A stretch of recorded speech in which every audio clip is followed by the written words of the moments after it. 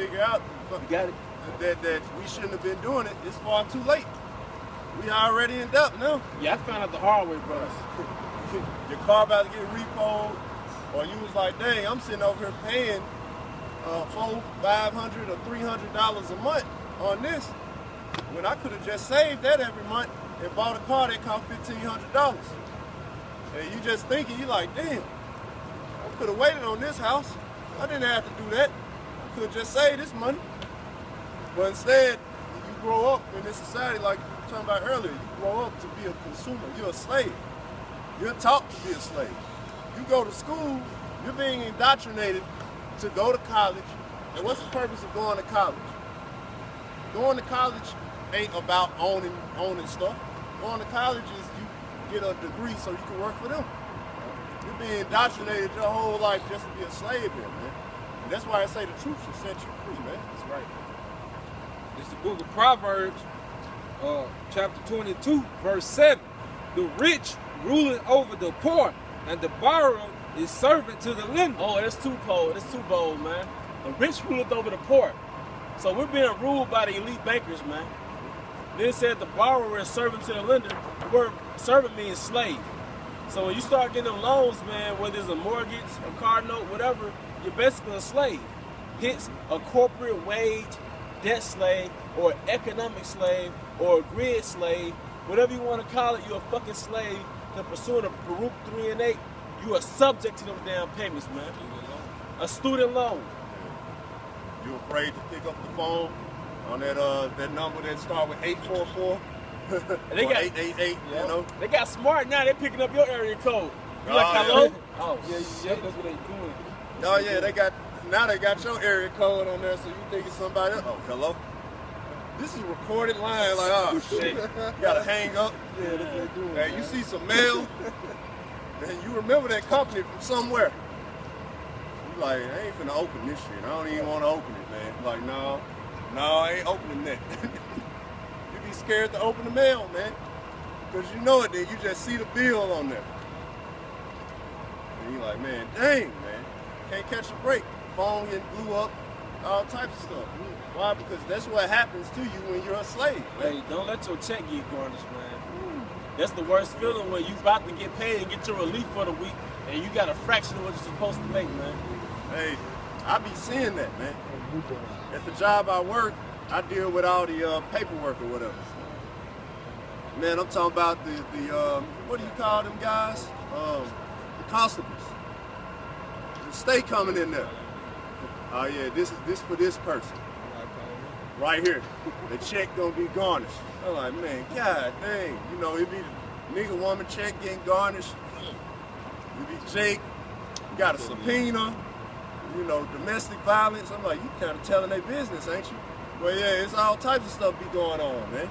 That's Jake be a slave, man. By the time you get your check garnished, depending on how much you make, you basically making minimum wage. So even if you're making $9, $10 an hour or $11 an hour, by the time you get your check garnished, you're basically making $8 an hour, $7.25. Well, I'm going through. Yeah, hey, you ain't alone, brother. We economic slaves. Right. This is from globalresearch.ca.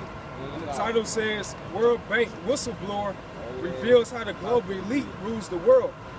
This article was first published on September 30th, 2013. Karen Hoodies is a graduate of Yale Law School, and she worked in the legal department of the World Bank for more than 20 years. In fact, when she was fired for blowing the whistle of corruption inside the World Bank, she held the position of senior counsel. She was in a unique position to see how the global elite rules the world, and the information that she is now revealing to the public is absolutely stunning. According to Hoodies, the elite uses a very tight core of financial institutions and mega corporations to dominate the planet. The goal is control. They want all of us enslaved to debt. They want all of our governments enslaved to debt. And they want all of our politicians addicted to the huge financial contributions that they funnel into their campaigns.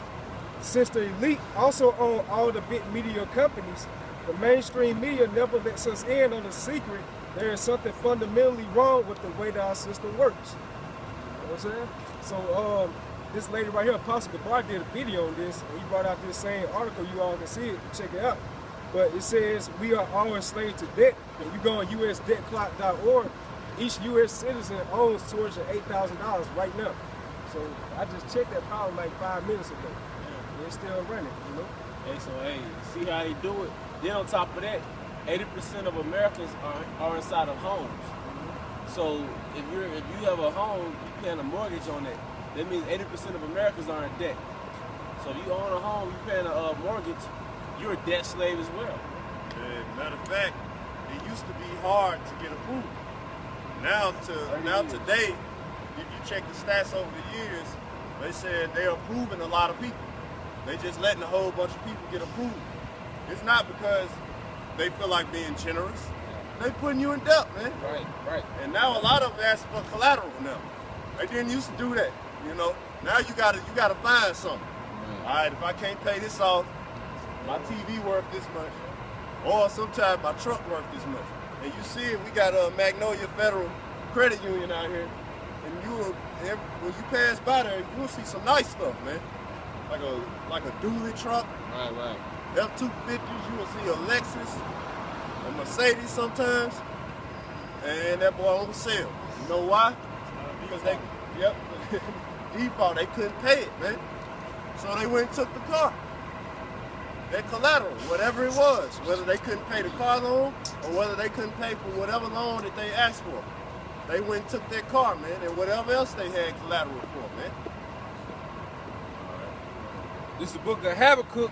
This is going to the article the brother just read about the elite bankers. This Habakkuk 1:6. For lo, I raise up the Chaldeans, that bitter and hasty nation, which shall march through the breadth of the land to possess the dwelling places that are not theirs. And that's what the Chaldeans did, man. Well, that's the so-called white man. He's the ruler of Babylon, man. He took over America, man. This was gas land. But now he charging you for stuff, man. Oh, really? He went all throughout the world doing it. You got Central South America, man. What does Esau do? Esau takes the richest places, Jamaica, Haiti, Puerto Rico, and what he does, he wants to take over their government. And the government's not in sync with his will. He sends a military coup down there and sets up a puppet leader. Then what he does, he sets up contract workers to go to those lands such as Haiti and set up contract construction companies to extract the resources out of their land. Then and take millions of dollars and billions of dollars of resources out of their land and take it back to America and Canada, man. All right, go ahead. Is it more than that? No. It said they are terrible and dreadful. Their judgment and their dignity shall proceed of themselves. Their horses also are swifter than the leopards, and are more fierce than the evening wolves. And their horsemen shall spread themselves, and their horsemen shall come from far. They shall fly as the eagle that hasteth to eat. They shall come all for violence. Their faces shall sup up as the east wind, and they shall gather the captivity as the sand. Yep, you expound on that. Yeah, so it says they have spread themselves, man. All right, the America, all right, has spread itself thin across the whole world, man.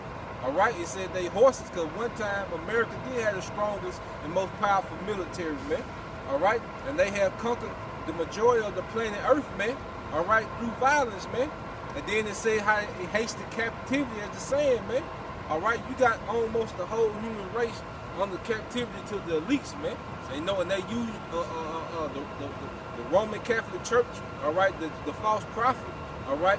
Then they use America as their military, all right. Then they use London, all right, the elite bankers for the financial part, man. Three city states. 3 city states, and they have heat to themselves all nations, man. As the scripture says, man, like the brother getting into about that article, man.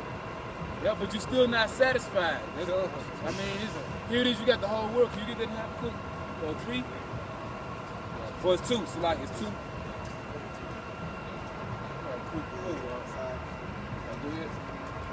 This is a quote from Hugo Chavez. It says, if the U.S. empire succeeds in establishing its dominance, there will be no future for humanity. Yeah, he's right, because you is as death, like it says right here. You know, he called you a bunch of blonde-haired, blue-eyed devils, man. That's why he ended up dead, huh? Yeah. This quote, you know, he passed away in 2013, you know, but that's going to the scripture when it say, if the Lord don't come and shorten the days, no flesh gonna be saved, man. Well, that's basically what Hugo Chavez was saying, man. There's no future for humanity if because the elites used America to push their dominance, man. Yeah. So that's basically what he referred to, man. They continue their dominance, there ain't gonna be no future for humanity. Yeah, but you know what the Lord, that is why he says, who shall rise up for me against the evildoers? And we're the main ones doing it, man. You know what I'm saying? So this the way to do it. It ain't just, you got some of our people, they rebelling against Esau, you're not standing for the flag, but hey man, some of y'all watch us. See, it's a lot of secret disciples in the NFL, man, and in the NBA. Y'all watch us, man. Hey man, hey, fuck it. You know what I'm saying? Hey, this clicking with your spirit, man. Just coming to the truth. This is why the scriptures say, you know, forsake all, man. Hey, don't be like this guy. Don't be like this guy Cam Newton, man. Don't be like that guy Cam Newton when, you know, he was questioned about that, was saying, or women don't know nothing about that. He was telling the truth. And basically see what Esau does, man, he don't want you to be a man. But you gotta apologize for being a man. And now since he got dropped by different sponsors and all that, now he wearing a damn hat supporting feminism and all that shit. Man, it's a fake apology, man. You doing that because you don't want to lose what you got, man. Hey, man, fuck it. Hey, we put it all on the line, man. Then he's homosexual anyway, man. Yeah. The dude went to the NFL, got turned out, man. Just like Westbrook. Dwayne Wade, these guys made it to the NFL and all got turned out, man. Stephen Curry, all of them. They went in there and to keep their riches committed sodomy, man. Because you can see the I've been sodomized look on their face, man. You can look at them how they moving all there like, man, you done been, somebody done made you they little hoe, man. What type of stuff is that? You know, but just saying like Cam, hey, it's the truth. It is funny seeing a woman talk about running a route. What you know about running a route? What you know about football? You don't know nothing about no physicality. They got that women's football league and that shit is a joke. Because they're dressed in pretty much Playboy lingerie, tutus on, just to make men horny. That's all it is. It wasn't, there's nothing to be taken seriously. That's not something where they making a lot of money on. So yeah, it is funny looking at a woman talk about a man's sport, man. But on the other end, if the woman would have said that about a man, oh, it's real funny listening to a man talk about makeup, you know, or talk about hair tips. I mean, the earth would have just went on with its normal course. Nobody would have said anything. But like I say, he a slave on top of that, you know, being a Jake. So any type of statement you make, right, you get scrutinized. But meanwhile, this owner of the LA Clippers, he just gets off scot-free. Well, I'm gonna retire then. And that's it. He gets off scot-free after saying, oh, don't be hanging with them niggas. Right, but Cam can't even say, it's funny. You know, it's just funny listening to you talk about it, right? And he wasn't even really, he didn't even mean nothing by it. If you actually watch it, he didn't mean nothing by that, man. He was just funny. But yeah, hey, but you Jake, so automatically you're gonna be under fire, man. It's Sirach 19 verse 30. A man's attire and excessive laughter and gait show where he is. Yeah, so like the elder has said, you know, you look at these men that are in the entertainment world, in the sports world, you know, you can just tell by looking at them, man, that they did some shit. They did some sick shit, man. Hey, you look at these guys, man. Hey, I was looking at it's fucking Vin Diesel. I forget what was it, Witch Hunter? But like I guess like towards the end of that movie, he was looking real fucking sweet. But I'm like, what the fuck? He put a skirt on. You know? Yeah. Yeah, he put a skirt on. Yeah, Vin Diesel, old deep voice buff, Asherite, man. Homosexual, man. Like these guys are sick, man. Sick. Look at Kanye, man. Kanye comes out. Jesus walks with. He got